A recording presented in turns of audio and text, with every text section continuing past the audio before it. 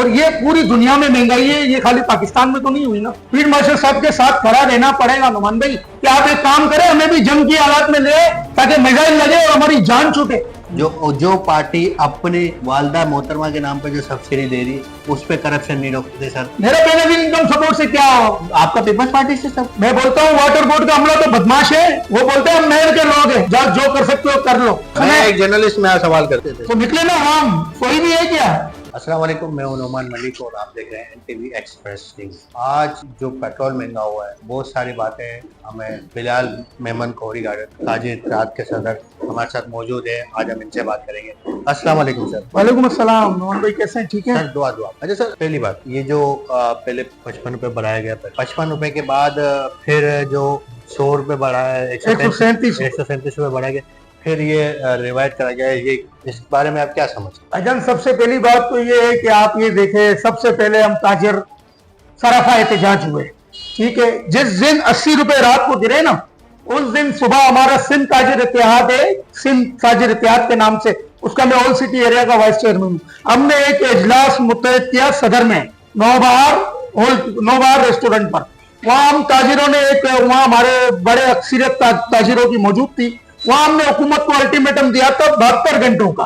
कितने घंटों का? 72 घंटों में का अल्टीमेटम के बाद 12 घंटे में हुकूमत ने 80 रुपए गिरा दिए, ठीक है। हमारे 72 घंटे जो आज खत्म हुए, तो आज भी हम गवर्नर के पास बैठे हुए थे, ठीक है। हमको गवर्नर ने बुलाया, गवर्नर सिंध, अच्छा, निहाल हाशमी साहब, अच्छा, उनके पास हम बैठे हुए थे।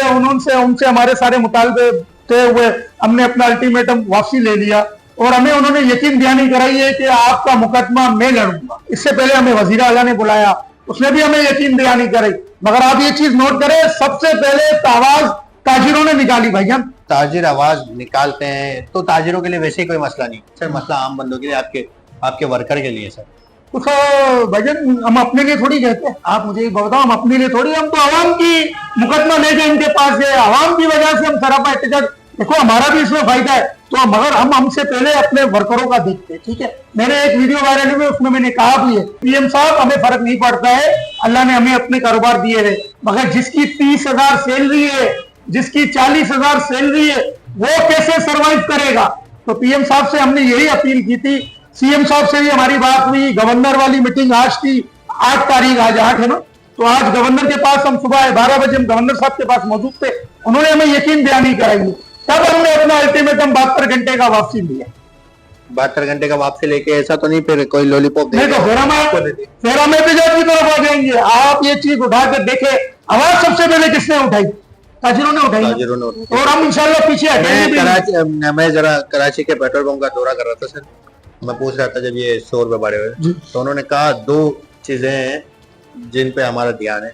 एक तो ताजिर जो हमारे लिए आवाज उठाए, और एक ट्रांसपोर्ट मलिक शहजाद साहब, ठीक है। तो मैं, ठीक है, वो उसके पास वो आंसू से रो रहा था। मेरे चैनल पे कभी आप जाके देखिएगा, जब ये हुआ था तभी।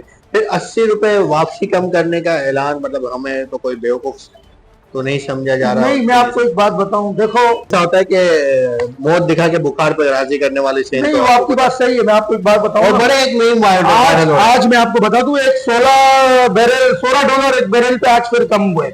हो सकता है ये मेरे अपना ज़हन है कि आज फिर 50 से 60 रुपए लीटर पे कम हो। ये मैं अपनी राय दे रहा हूँ, इसमें किसी का मुझे सुनी सुनाई बात नहीं है, एक मेरा अपना तजिया बता रहा हूँ मैं आपको। ये हुकूमत आपके हिसाब से सही चल रही है? PIA बेच के 11 अरब का, PIA बेच के 10 अरब का आप प्राइवेट जेल ले लेना, मतलब ये तो एक देखो, मईशत अल्लाह का शुक्र है, UAE ने हमें धमकी दी कि हमारा पैसा वापसी करो। मैं सलाम पेश करता हूँ सबसे पहले फील्ड मार्शल साहब को, उसके बाद फिर हमारे PM साहब को, कि उन्होंने बोला हम 10 तारीख को तुम्हारा पैसा हम तुम्हारे मुंह पे पहली किस्त मारेंगे, ठीक है। तो एक बात है, मुल्क में मेरे हिसाब से, हम ताजिरों के हिसाब से मैं आपको एक बात बताऊं, मुल्क थोड़ा ऊपर आ रहा है। और ये फील्ड मार्शल साहब है जो आर्मी चीफ हाफिज मुनीर साहब, अल्लाह पाक ने उनके जरिए हमें मुल्क को बड़ी इज्जत दिलवाई। आज देखो आप मुल्क ऊपर आ रहे हैं सर। जी बिल्कुल, गरीब मार रहा है सर। नहीं, ये जंगी हालात की वजह से भाईजान, ये जंगी मौसम चल रहा है, जंगी हालात चल रहे हैं। ये जंग कल अल्लाह करे, मैं बोलता हूँ अमेरिका और इसराइल नज्म नाबूद हो जाए, ये फिर हम देखना हम कहाँ आते। और ये पूरी दुनिया में महंगाई है, ये खाली पाकिस्तान में तो नहीं हुई ना। मैं मानता हूँ हमारे में ज्यादा हुई सर, मैं आपकी बात मानता हूँ, ठीक है। हम क्यों सराफा एहतजाज है? मगर हमें इस टाइम हुकूमत और फील्ड मार्शल साहब के साथ खड़ा रहना पड़ेगा नुमान भाई। मैं सबसे पहले एहतजाज, मेरा आप टिकटॉक आईडी उठा के देखे, सबसे पहला बयान मैंने दिया है कि आप एक काम करें, हमें भी जंग की हालात में ले ताकि मिसाइल लगे और हमारी जान छूटे। मगर अब दुनिया में हालात ऐसे, आर्मी मंडी में रेट चल रहे, मैं इस फैसले को बिल्कुल रद्द करता हूं जो पेट्रोल के ऊपर। मैं इस चीज को भी एग्री नहीं करता हूं जिसमें शहबाज शरीफ साहब पीएम साहब ने कहा कि मैंने 129 अरब रुपए की सब्सिडी दी है। मैं इस चीज को एग्री नहीं करता हूं कि इन्होंने सब्सिडी दी होगी। भाईजान ये अच्छा, ये जो अब सब्सिडी, ये जो 2000 रुपए पीपल्स पार्टी आवाम को दे रही है जिसके बाइक, तो इसके हवाले से बताएं। तो ये तो सर लॉलीपॉप दिया जा रहा है, ये भी लॉलीपॉप दिया जा रहा है। सब्सिडी का मतलब सर क्या, मतलब आवाम को भिखारी बना के दे दो, ऐसा ही देना है आपने? बनमुट्ठी दे दें आप, मैंने सुना है, आपका भी सुना है, आप भी देते हैं बनमुट्ठी। देखो मेरी बात सुनो, ये हुकूमती सतह पे बनमुट्ठी कैसे देंगे आप मुझे ये बताओ। हुकूमती सतह पे आप बोल रहे हैं इनकम सपोर्ट पे, आपको पता है जी? बेनजीर इनकम सपोर्ट पता है आपको? हाँ पता है सर। सबसे पहले मैंने आवाज उठाई थी कि यहाँ पे भी पैसे करते हैं सर, ठीक है। जो पार्टी अपनी वालदा मोहतरमा के नाम पे जो सब्सिडी दे रही है उस पे करप्शन नहीं रोकते सर, पूरा कराची और पाकिस्तान में बोलते। यार मैं एक बात बताऊं, ऊपर के लोग सही है, नीचे का तबका टोटल करप्ट है। मैं बेनजीर इनकम सपोर्ट पे बात कर रहा हूँ। ऊपर से पैसे पूरे आ रहे, नीचे का पूरा अमला डब्बे का डब्बा चोर है, तो अब आप क्या कर सकते? मेरा दूसरा सवाल, रोटी कपड़ा मकान ऊपर से लॉकडाउन, सर ये तो नहीं, लॉकडाउन तो अब होना ही नहीं चाहिए। सीज फायर हो चुके, स्टेट ऑफ वार्मर्स खुल चुका है, ठीक है। एनर्जी जितने भी मामला थे, मसली मसाइल थे, वो 2-3 दिन में वैसे ही लेवल हो जाएंगे। तो मेरे कहने का मतलब है कि लॉकडाउन तो अब होना ही नहीं चाहिए। जंगबंदी की सूरत हो चुकी है, ठीक है, सीज फायर हो चुका है, एक साथ दोनों मुल्क नहीं झुकते। तो ये बीच का बहाना है, 15 दिन की सीज फायर, फिर महीने की सीज फायर। इंशाल्लाह अमेरिका को ईरान में घुटनों के बल बिठा दिया है, इसराइल को घुटनों के बल बिठा दिया है, अल्लाह ने उसकी बड़ी ये भी मदद करी है। तो मैं तो बोलता हूँ कि लॉकडाउन अब होना ही नहीं चाहिए। लॉकडाउन नहीं होना चाहिए। तो फिर भी सर इसमें बड़ा पेपर जो बच्चे पढ़ते हैं उनके पेपर खुल गई है, स्कूल खुल गई? नहीं सर, मेरे बच्चे गए स्कूल सर, फिर खुल गई है स्कूल। फिर भी इनको बोर्ड का टाइम नहीं दिया जा रहा सर। मेरे पेपर, हाँ, मैट्रिक के पेपरों का बोर्ड का टाइम नहीं दिया जा रहा है। स्कूलें खुल चुकी है इंशाल्लाह। अब तक 10 दिन में ये मामला सारे नुमान भाई अपने मामलों पे जिंदगी पर आ जाएंगे। हम लोग सरवाइव कैसे करते हैं? महंगाई दबा के चल रही है सर। सुने मेरा सवाल पूरा। महंगाई दबा के चल रही है सर, रोजगार है नहीं, लोग रक्षे पे निकलते हैं, किराए का रक्षा लेके। रक्षा कोई पुलिस वालों ने पकड़ लिया, उसका अलग उसको पे करना पड़ता है।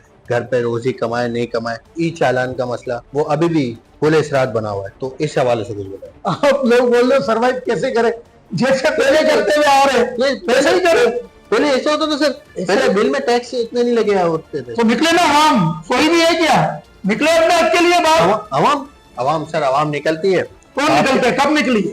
नहीं निकले सर। अरे यार, मैं किसी सियासी तंजीम की बात नहीं कर रहा हूँ, मैं बात कर रहा हूँ अपने हक की। अभी चलो मैं आपके चैनल की तवज्जुह से अगर एहतजाज का ऐलान कर दूं ना, सुनो तो सर वो वीडियो अगर लाखों लोग देखेंगे ना, मैं बोलता हूँ मेरे उस पॉइंट पे 5 लोग भी नहीं आएंगे यार। छोड़ो ना नुमान भाई, इससे पिछले साल हमने इलेक्ट्रिक के खिलाफ एहतजाज किए थे यार। हम ताजिरों ने एहतजाज किए थे इलेक्ट्रिक के खिलाफ पिछले साल। फिर हम मार्केट के ही लोग थे, कोई बाहर का एक फर्क नहीं आया। ये बात तो ठीक है, लेकिन इख्तियार पे फौरन बैठे हैं, इख्तियार पे फौरन बैठे। जैसी आवाम होगी वैसे इकराम होगी। आप पे लाठीचार्ज नहीं हुआ कभी? हुआ? जैसी आवाम होगी वैसे इकराम होंगे। पहले हमें खुद को ठीक करना पड़ेगा। हम अल्लाह कुरान में फरमाता है ना, जैसी आवाम होगी वैसे इकराम में इनके ऊपर काबिज करूंगा। वतु इज्जु मंतशा वतु जिल्लु मंतशा। जिसे मेरा रब चाहे इज्जत दे, जिसे मेरा रब चाहे जिल्लत दे। कौन जलील हो रहा है आपको पता है, और अल्लाह ने फील्ड मार्शल साहब को कितनी इज्जत से नवाजा है। आज उस अमेरिका ट्रंप के घुटने जमीन पे टिक नहीं रहे, वो फील्ड मार्शल के पैर पकड़ने को तैयार होगा कि यार हमारी जान छुड़ाओ ईरान से। मैं बोलता हूँ ईरान की जो अल्लाह ने भी मदद की है ना, वाकई मेरे अल्लाह ने अबाबील से जो काम कराए थे ना, याद है ना आपको? वाकई अबाबील की एक वाकई है, वो अल्लाह ने ईरानियों से काम कराया। इसराइल को औकात दिखा दी, अमेरिका को औकात दिखा दी कि तुम सुपर पावर नहीं हो। एक पीटीआई तो इनके मुखालिफ है, बाकी कौन सी तंजीम है बताऊं क्या? तो फिर आप दुनियादारी लेके चले, न्यूट्रल बन के चलते? नहीं, न्यूट्रल क्यों बने? अच्छा, न्यूट्रल भी नहीं बनना। और हम इस्लामिक ममालिक के साथ खड़े, हम एक इस्लामिक ममालिक है, इस्लामिक ममालिक है जी, और न्यूट्रल भी नहीं होना। आपने ईरान का भी साथ देना है और दुबई एम्बेसी भी अपने ईरान को तकलीफ नहीं है, ये एम्बेसी खोली हुई, आपको क्यों तकलीफ है भाई? ईरान को तकलीफ, ईरान को तकलीफ, ईरान ने एक बार मुतालबा किया कि आप अमेरिका एम्बेसी बंद करो, वो नहीं करेगा ना, वो क्यों करेगा वो? तो फिर आप क्यों कर रहे भाई? आप ये सवाल क्यों कर रहे? मैं तो एक सवाल कर रहा हूँ एज ए जर्नलिस्ट होने के नाते, जब आप उनके साथ करें तो आपको तो सबसे ऐसा कोई ये बात ही नहीं है ना कि अमेरिका ऐसी कोई मुतालबा ही नहीं है कि ईरान के साथ वही खड़ा है जो अमेरिकन एम्बेसी नहीं रखता है। चाइना में नहीं होगी अमेरिकन एम्बेसी? बिल्कुल होगी, लेकिन वो न्यूट्रल बना हुआ है। क्यों न्यूट्रल बना हुआ? न्यूट्रल तो बना हम भी हुआ तो है। न्यूट्रल बने हुए हैं। बस अल्लाह से दुआ करेंगे ऐसा हाकिम हमें अता कर जो इस मुल्क को और तरक्की दे, बस मैं ये बोल सकता हूँ।